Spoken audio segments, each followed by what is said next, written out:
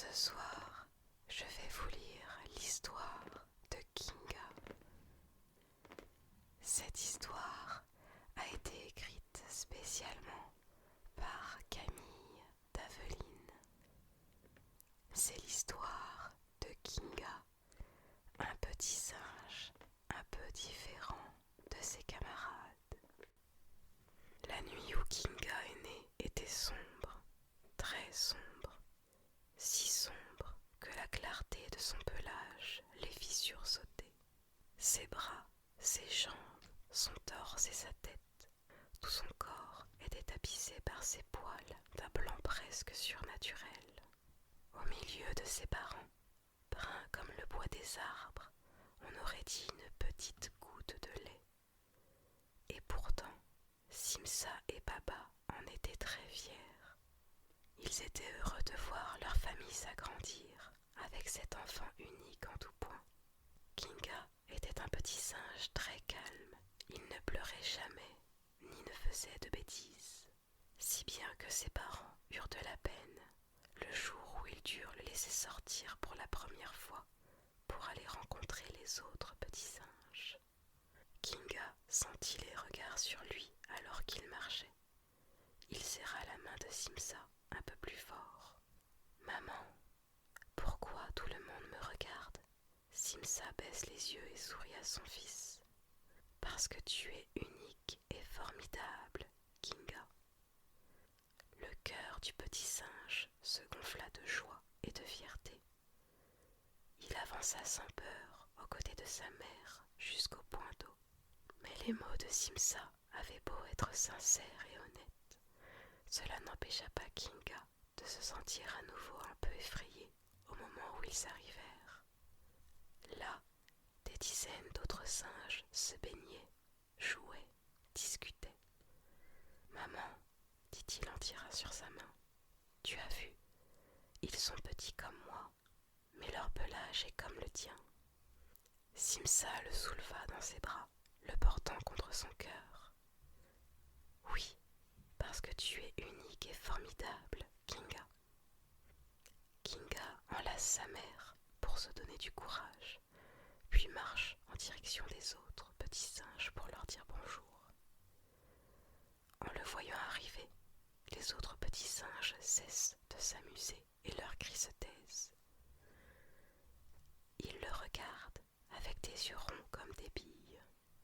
« Bonjour, » leur dit Kinga en essayant de tromper sa propre peur. Les petits singes s'écartent un peu, surpris. « Tu es quoi, toi ?»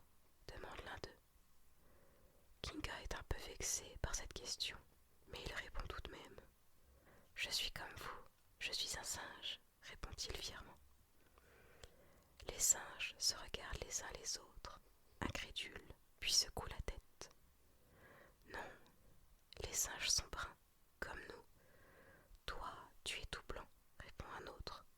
« C'est parce que je suis unique et formidable, » répond Kinga. Mais les autres petits singes rient avant de lui tourner le dos, reprenant leur jeu. Kinga reste là, seul, à les regarder jouer. Le soir venu, Simsa et lui rentrent à la maison pour retrouver Baba. Mais au repas, Simsa et Baba voient bien que quelque chose ne va pas. Mais Kinga ne dira rien. Ainsi, les jours passent et Kinga est de plus en plus seul, regardant les autres singes s'amuser ensemble, pendant que lui s'ennuie et rumine sa tristesse.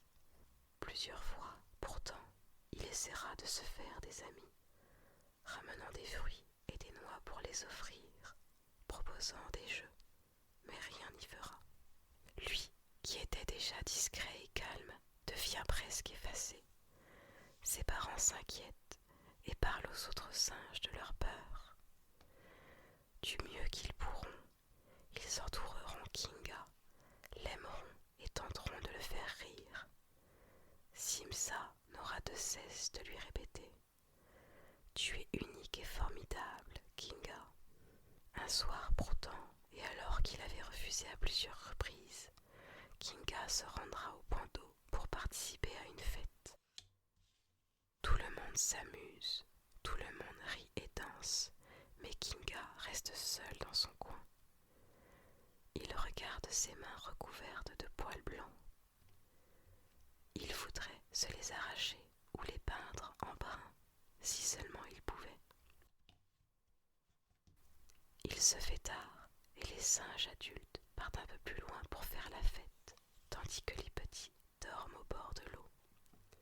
Mais la nuit était si chaude et le point d'eau attira bientôt un visiteur inattendu. Une branche craqua, puis une autre, et de grands yeux jaunes finirent par apparaître entre les hautes herbes. Un lion. Tiens, tiens, tiens, mais que voilà un excellent repas, dit-il en voyant les petits singes endormis et se léchant les babines. Surpris par le bruit, les petits singes se réveillent et tombent nez à nez avec le lion.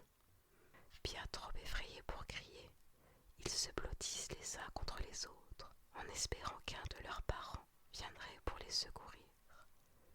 Mais bien sûr, personne ne sait ce qui est en train de se passer. Kinga, qui dormait un peu à l'écart, est réveillé par les grondements du lion qui s'approche.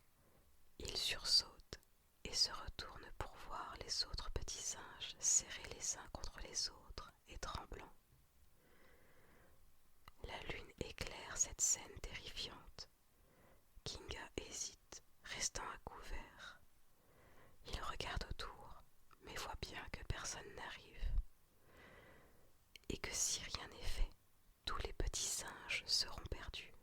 Alors, n'écoutant que son courage, il bondit hors du buisson dans lequel il dormait et se poste devant les autres singes. Le lion sursaute à cette apparition soudaine et pâlit. Là, devant lui, se tient un singe blanc. La lumière de la lune fait briller son pelage d'un reflet presque spectral.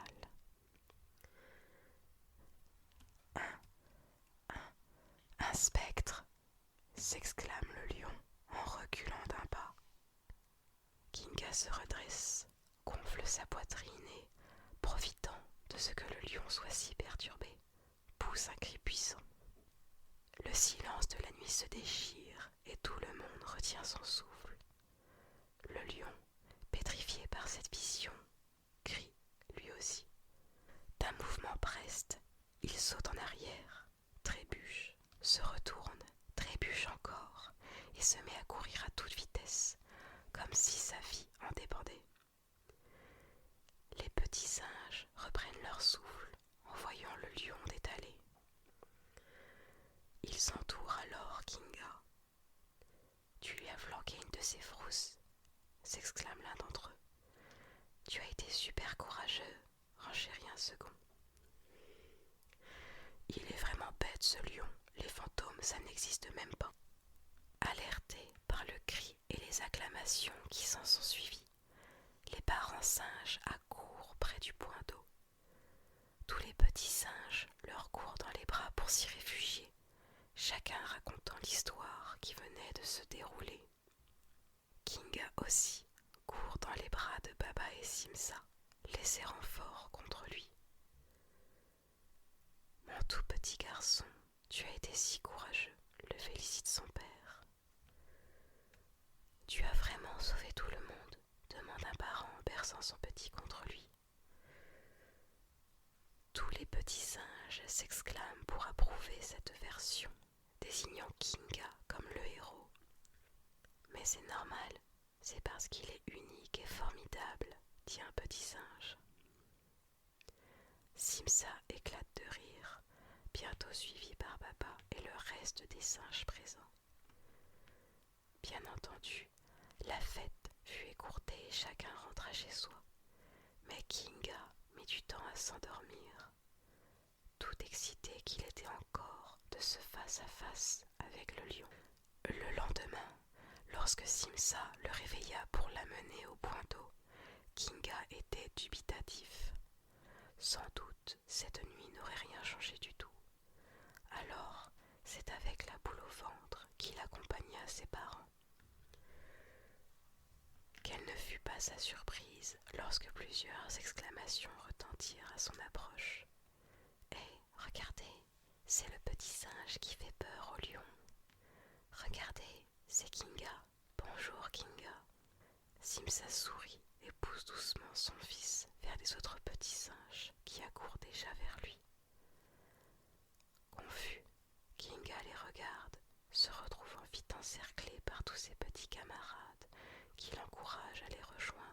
leurs activités. Kinga, tu joues avec nous? Il jette un regard à ses parents qui lui font de grands signes joyeux. On n'a pas été gentil avec toi, Kinga, dit l'un des petits singes, un peu honteux. C'est vrai, c'est parce qu'on trouvait que tu étais bizarre, renchérit un autre. Alors qu'en fait, tu es juste Kinga, un singe pareil que nous, s'exclame un dernier. De loin, Simsa et Baba regardent leur petit garçon s'ébattre dans l'eau avec les autres.